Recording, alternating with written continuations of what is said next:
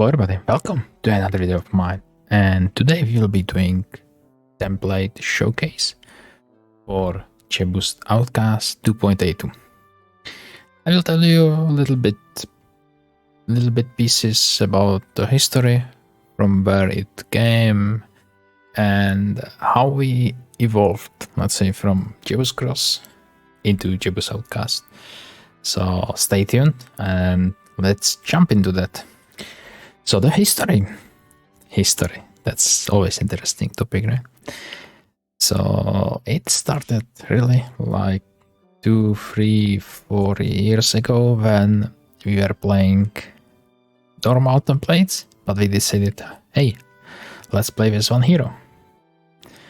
So we started like Jebus Cross with one hero, 1 minute timer, and we went with the flow. So it was really fun, and it slowly evolved to what we can see now, because it was as well the thing that some people were tired about seeing same power stack in every template. You know, Wyverns, Angels, Cyclops, there is like rarely there is some other power stack, right? And especially on some fast templates like Jebus Cross, Jebus King, then 6LM or Nostalgia, like all these major templates are technically being played with these power stacks, right? With these 3 units. And they have some mix or maybe some deploy if you get some gold. And there was a need. We wanted to play with native units, right? Because you never saw, say, GC, Jebus Cross with Zealot power stack, right? Or Crusader power stack. It's just never exists. If you get it, it's like meat to get the Wyverns, Cyclops, and Angels, right? It's very funny. And yeah, so that was the, let's say, the short history overview, how we came from 8 heroes to 1 hero gameplay. So how we started on Jebus Outcast, it was actually from beginning, it started as 8 heroes template. And I still remember all these crazy times where you were playing 8 heroes and you were usually breaking like week 1, just because you were able to spread all these heroes, get all these boxes. And at the beginning there was a lot of boxes, right? There was no balance, so it was really cool and fun. And yeah, and then we said, okay, so let's go just with 1 hero, right? Because it could be easier for new players, it could be interesting for the viewers, right? Everywhere on the Twitch, YouTube, and it was kind of fun, and it reminded how we played this game in the past, right? And then, yeah, we came into the current situation where we are now. So we have really nice Jebus Outcast 2.82 template, which is really cool. It's not the most balanced template which there is. You are aware of Duel, right? And I will do the template showcase for Duel later. So now we are just talking about Jebus Outcast. So yeah, so let me just show you the template editor so we can take a look how the zone looks like. So let's jump into that. So now we are looking at the template editor. So you can see that the Jebus Outcast 2.82 is containing 1 big middle zone, which is usually called the desert, and you have 4 starting location at the map. And for Jebus Outcast, you can play it from 2 people on to 8 peoples. And when you are playing just, let's say, 1v1, then the side zones are same in the sense how your starting zone looks like, or your opponent zone looks like. So it's nothing like Duel, for example. And if you are playing 8 players, then yeah, there is just more zones, and it's really crazy and fun. There is nothing, let's say, special here which should be worth to mention, just that there is several breaks to the desert, and the generation of the zones is not that nice as, for example, in Duel. So nothing special here, so let me show you now a few generation of the maps, and yeah, let's go into that.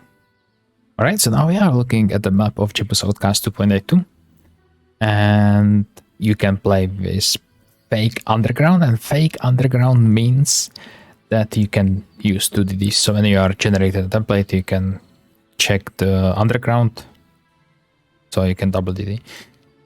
Or you can play without underground, and then you are having only 1 DD per turn, which is fine, and it makes game a little bit slower.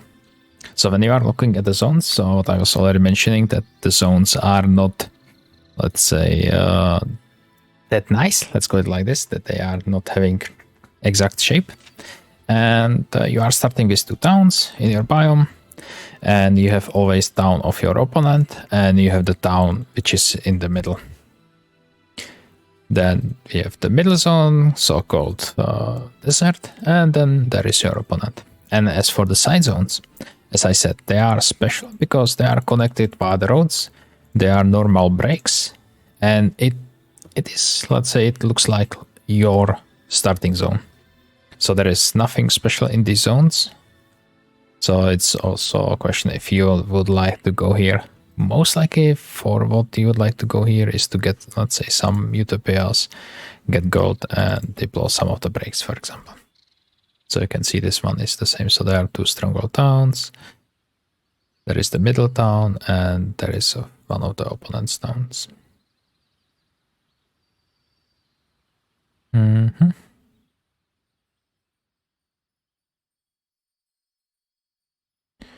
All right. And yeah, all the zones are connected via the roads, so there is really nothing special on these maps. So let's take a look on another map. So you can see again the shape of the map is not that clean.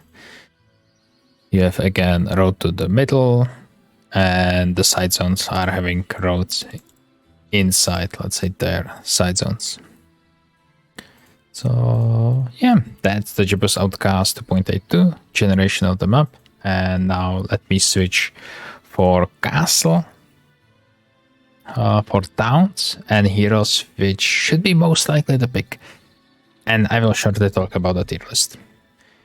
Alright, so let's go through the heroes, which you should most likely pick for each faction, which are considered, let's say, one of the best starters which you can have for the towns. You have to keep in mind that on Jebus Outcast 2.82 you do not have free control, so you have to find it. And you can be lucky, and you can be unlucky, right? So it's something what you need to keep, that Jebus Outcast is template for fun. It's not competitive as duel. So keep that in mind, because it will save you a lot of wrinkles.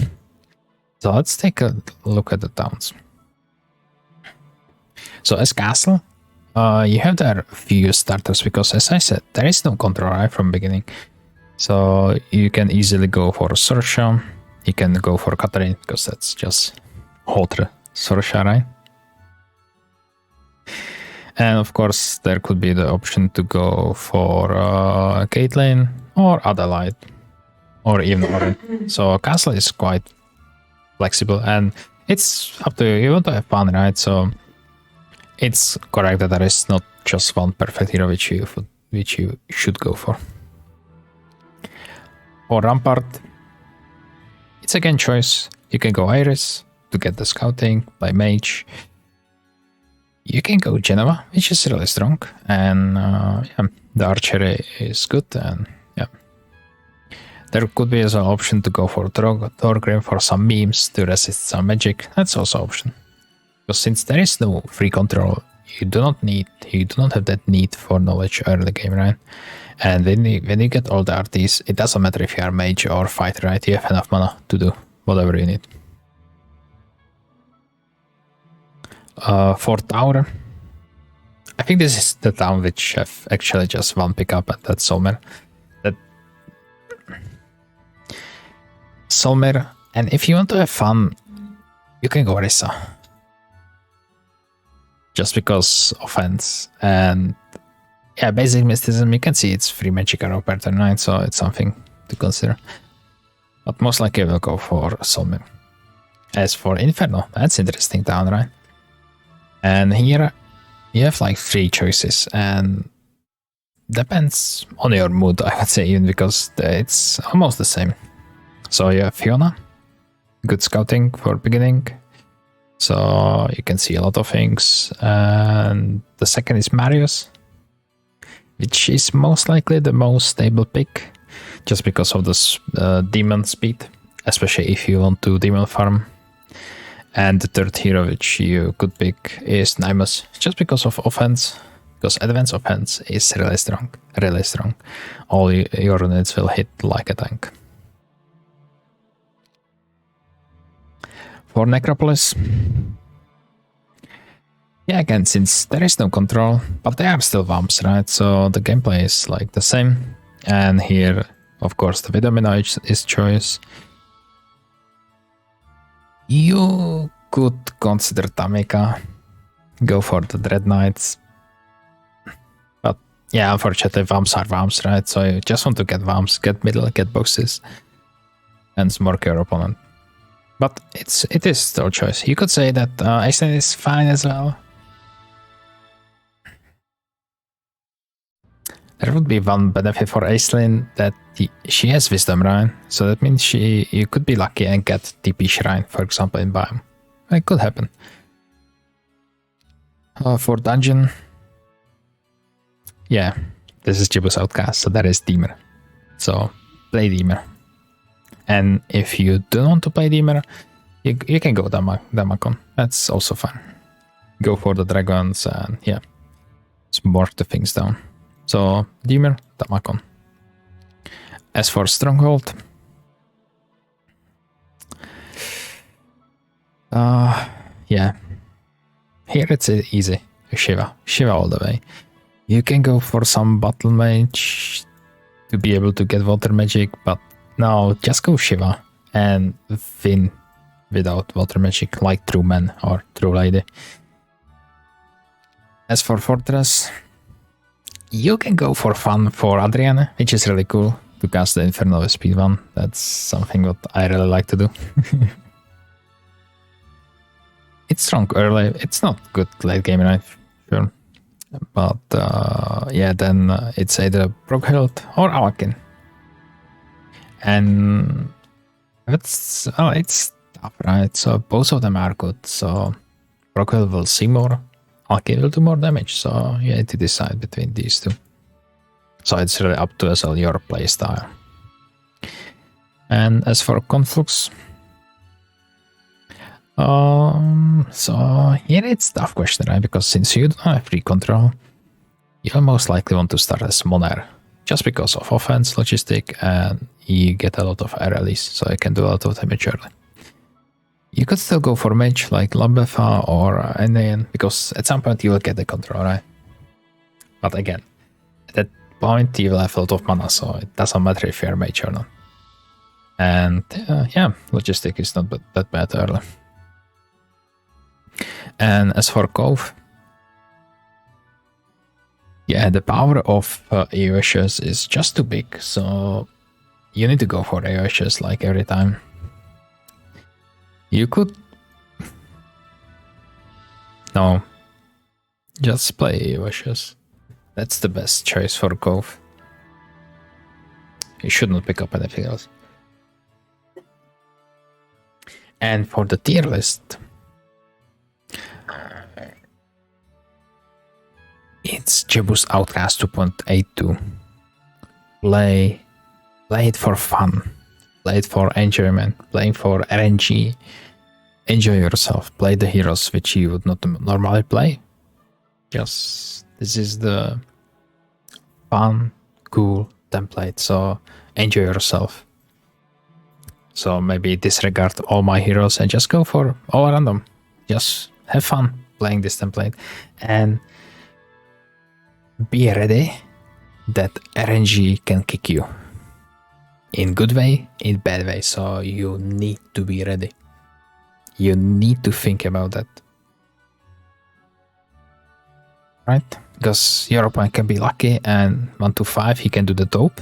Like Moner, for example, right? And he will get full control. And he will get full control 1-4-7. Then yeah, you're lost. You cannot win that game. Most likely, unless your opponent is Turbo Pepega. So you need to enjoy the fact that this is RNG template. So play for fun. Enjoy the game. Move fun hero. And be happy with the game mode. I do hope you liked this Jebus Outcast 2.82 template showcase. And I would really send a big thanks to MQC, who, let's say, enabled all these good things to come to us. All the work which he is doing is really amazing, and it's really cool to have him here in the community, and I'm looking forward for all the things which he'll do in the next. And as said during the showcase, I'll do a separate one for Duel, because now these two templates are completely two different templates. So I hope you enjoyed today's video. I would appreciate if you could like the video. It helps a bunch. And if you are not one of my beloved subscribers, I would really appreciate if you could subscribe and hit as well that bell notification. And yeah, this really sounds cheesy to say this in every video, but apparently it helped. So thank you guys for watching, and see you next time.